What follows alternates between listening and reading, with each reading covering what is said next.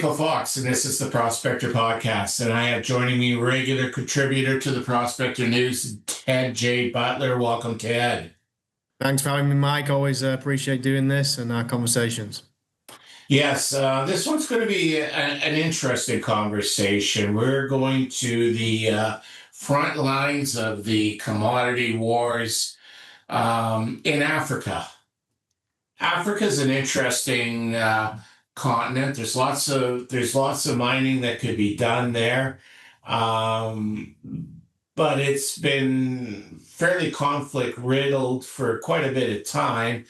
And realistically, the perceptions of Africa seem to differ from where in the world you are. Like if I travel to Europe, the people over there don't seem to have too many issues about doing business in Africa. But if I'm in North America, outside of Quebec, Quebecers who are dealing with former French colonies in Africa, people consider Africa a difficult place to do business. So me, the North American, from the UK, I guess we could still call you European to some degree. You and I are going to have different viewpoints on this. Am I correct, or am I reading the tea leaves wrong? No, I think you're probably correct, but I think we do see what both of us are aligned in what we see going on in Africa, in the sense that, it's this wonderfully mineral-rich continent, and it's got, marred with corruption and other nations meddling for their own benefit. And essentially that was the topic of the recent article that I wrote for the Prospector News, which was ironically titled "Blood, Cobalt and the Art of the African Deal," to a little quick nod to Trump's book. And the subheading was "How Trump is Playing Peacemaker to Wrestle the DRC's Mineral Wealth Away from China." And essentially what's happened, Mike, the DRC and Rwanda in particular has been an extremely bloody and conflict-riddled region, like you mentioned. And Trump has been, presented with an opportunity to make a peace deal, or at least, I'm holding my inverted commas up, and that's how he would like it to be remembered. This guy who's basically fresh off the back of, in his own words, completely obliterating Iran, is now banding about like, stateside Bob Geldof, waving his peace deal around like a Band-Aid single that'll somehow fix war-torn Africa. So, jokes aside, the deal itself isn't really very substantive in terms of what's been agreed. It's more of the same old, in the sense that it's an excuse under the guise of increasing security for the US to gain access to Africa's rich mineral resources. And like you say, this has been something that Europeans have been doing. If you go back, to the colonial era, actually back in 1961, one of the old presidents was executed by firing squad, which was actually arranged by Belgian and US complicity. And then later on, the Soviets got involved. They named a university after the president, Lumumba, who was his name. And over the next 5 years, like you just see that wrath of colonialism still and exploitation, with US and Belgium providing cash, weapons, and advisors to the next president, who served as the president for 32 years. And then, we arrived in 1997. At the point where, damage had already been done. The US taxpayers sent over $1.5 billion, much of which funded repression, personal wealth for the president, this sprawling kleptocracy. And then in 1994, there was a 100-day bloodbath that killed about 800,000 of the Tutsis and the moderate Hutus, which was the name of the tribes at the time, which basically began this huge crisis that the remnants of are still visible today. We had the Congo War, which many people don't know was one of the bloodiest wars in history, not just in African history. 6 million people died. Was the Nobel Peace Prize winner, Denis Mukwege, said it in his words: "The Congo has been the theater of the deadliest conflict since the Second World War, and yet the world has remained silent as if 6 million lives weigh less here. So I guess the point in summary, Mike, is, Trump is trying to take credit for this as, his doing a peace deal that's, designed to help the countries move on from the brutality, when in reality, if you pull back the curtain, it's an opportunity for US investors essentially to invest in these African resources under the guise of, improved security measures. It's kind of going back to the old CIA Jakarta method, where they try and prop up a local dictator and promise them security in order to get them to give the United States whatever it is the United States wants out of that particular country. I find it really remarkable that it's Donald J. Trump doing this, considering his first term, he refers to the African nations as, in air quotes, shithole countries. Um, that all of a sudden it's like, okay, well, I'm going to go make peace here. It's kind of beyond my grasp of reality, I guess. We live in a bit of a bizarro land, but I even question whether or not he has a peace deal. If this is the same as his trade deals in Europe and in Japan, where he goes, "Oh yeah, I did this great, beautiful deal, and they're going to do all these things," and the other side of the party goes, "Like, dude, what are you talking about? We didn't agree to any of that." Are we looking at the same thing in this conflict? Is that they patted him on the head and let him go home thinking he had something that he doesn't have? But they may well be. Yeah, they may well be. You know what? I think whether Trump deserves credit or not, the motive for a deal to be made in light of China and Russia's dominance in Africa is extremely high. The incentive for the US to try and push back against the dominance that those two countries have obtained in recent years is extreme. The US back a couple of decades ago used to be the biggest trade partner for most of Africa. Now we're talking about 52 out of the 54 African countries, which is 97% of Africa, have China as the biggest trading partner as opposed to the US. And that's compared to 35% being China's preferred trading partner back in 2003. So, multiple administrations in the US have taken their eye off the ball.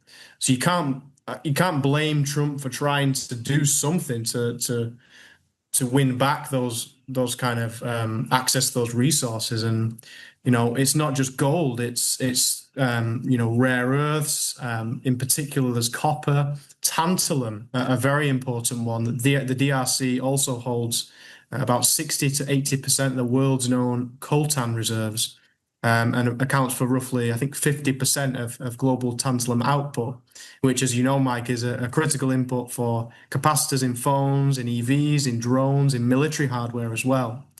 The DRC, again, I think it's one of the top 5 global copper producers, roughly 2 million tons of output each year. Everybody knows how important copper is to the green energy transition, in AI, data center expansion, electrification infrastructure. And essentially, this is Trump's vision to push back against that. And as we've funnily seen enough with the tariffs on Switzerland a couple of days ago, on the gold accounted for $1.5 billion in Rwandan exports last year too. So again, it's gold is at the very heart of the African resource war as well, in addition to those critical minerals. And essentially, I don't know whether this peace deal exactly exists. I agree with you, Mike, but the bigger point here is will the US actually be able to push back against Russia in its quest in this resource war, in this battle for critical minerals, and that's an unanswered question that we'll have to get to grips with and see how it plays out. Yeah. Now, Russia, if I were to look at Africa, I would suggest Russia was maybe in a moderately better position than the United States, but they're not anywhere near the dominant player China is. China, by offering carrots, by offering loans. Of course, the loans are kind of a bit of a tether upon these nations because they're obligated to pay these loans back, and therefore they're kind of forcing themselves to work with China that way. But you know, Russia has the Wagner Group providing security to some of these countries, just like the United States wants to provide security to some of these countries. But China's building infrastructure. They're building rail lines. They're building ports. They're building things of value to these countries to help modernize and bring them along. Is the carrot going to outweigh the stick? That's a great question, Mike. Well, I would say that generally the G7 method of giving large portions of financial aid, in inverted commas, has failed drastically relative to the soft power diplomacy approach of Xi Jinping, and secondary to that, the brute force approach of Russia, who through the Wagner forces have essentially, for want of a better word, liberated Africa's Sahel region, as I wrote for the Prospect News, I think, in an article over a year ago. All of these military coups that in the Sahel region in Africa, where France used to be the former colony, that still to this day manages the money of those countries, or at least wishes to. But that's starting to change, and you look at leaders like Ibrahim Traore in Burkina Faso, who's basically totally not having it. He is rejecting any advances from France. In Niger, there's other dictators as well that are taking a stand and saying we are not going to accept these pennies on the dollar for our rich resources. I think it was Niger uranium. France were giving a couple of cents per pound or something crazy like that. Fractions of the true value. And there's basically starting to be, a shift in Africa towards the BRICS, and I think that has a lot to do with the strategy of these countries, like you say, Mike, investing in infrastructure, adding value to the countries as opposed to keeping them poor with financial aid, which keeps them in this sort of perpetual cycle of dependence, which allows the G7 countries to continue the exploitation of many of these African countries. I'm not saying all of these countries are exploitation, because there are some actually very good mining operations in Africa that are led by Western companies.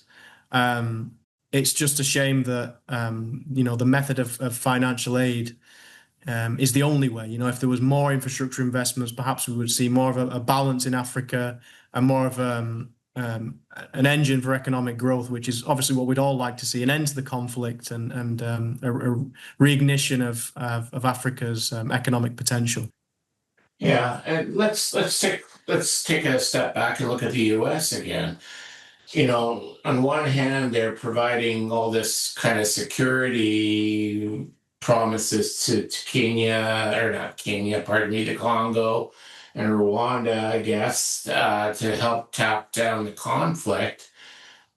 But at the same time, they've shut down the U.S. aid, which was providing food and medicine and other support to these African nations. So they kind of like, okay, we'll give you guns, but no food or medicine for you. I can't see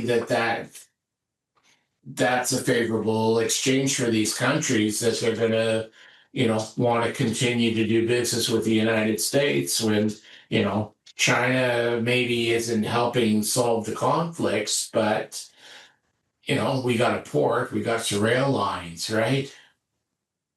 Exactly. But ironically, those weapons that the US and the G7 would be handing to these African countries in the name of security. They can't. The US can't make its weapons to fight without, the Chinese rare earths, and they won't be able to. The West won't be able to access these Chinese rare earths for the years to come, given the extent of the relations. So we're really seeing, Mike, this, bifurcation between the West and the East. Everybody's picking a side. Africa's at the heart of it, unfortunately, caught stuck in the middle of this resource war. And, whilst it appears that it might be, a peace agreement, oftentimes it's just a natural resource war dressed in a nicer suit, you know.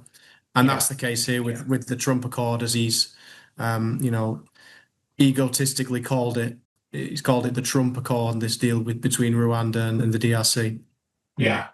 The other thing, and I always bring this up when I talk about Africa, but I watch what goes on in Africa from afar. I get tidbits of information because we don't get the same amount of African information as you would get in Europe, and through my North American rose-colored glasses to some degree. I openly wonder if the African nations are just strictly trading colonizers from their European colonizers of the past to a more modern day colonizer coming from Asia. I absolutely would agree with that, and it's sad to say, because it's not like China or Russia are particularly any better in terms of their human rights record. Yes, they may be investing in infrastructure, and that might be adding value, but really the poverty levels in Africa, the violations of human rights, are equally as rife, if not worse. So the problem is, as the demand for these critical minerals continues to increase, the desperation to get that for each country to get their hands on them will only increase. And unfortunately, Africa finds itself in the crosshairs of that. We can hope, and we really do hope that some leaders can rise up as they are doing, so that wealth can be shared between the African countries, but also making sure that the incentives are also there for foreign investors to invest in the country, as we're seeing in Argentina right now. Like where I'm based at the moment here in Uruguay, there's a huge boom in Argentina because of the President Milei opening up the doors to foreign investment with the RIGI Act, which is giving $200 million tax breaks for mining companies, and excellent incentives like that. So perhaps if more African countries can start to do that, and say, declare themselves open for business, and then start to kind of increase the validity and strength of their legal institutions, then maybe we stand a better chance. But by no means is this the end of the resource war in Africa. And the peace deal that appears to be a peace deal is probably less of that and more of an economic incentive for the US to invest. Yeah. Now, one last look at Africa and how do they see us in North America? Like we're essentially descendants of the European colonists. We told Europe to, get bent years, hundreds of years ago and kind of went on our own direction. Do they see us as different than Europeans, or do they see us like as European light? And which point in time we're bringing up the rear in these discussions, anyways, because they don't want to be under the shackles of the European colonists anymore. Yeah, I think I don't know, I can't speak for how they would see us or if they see us differently. I think they would just be longing for stability, longing for an end to this conflict, which has been so bloody.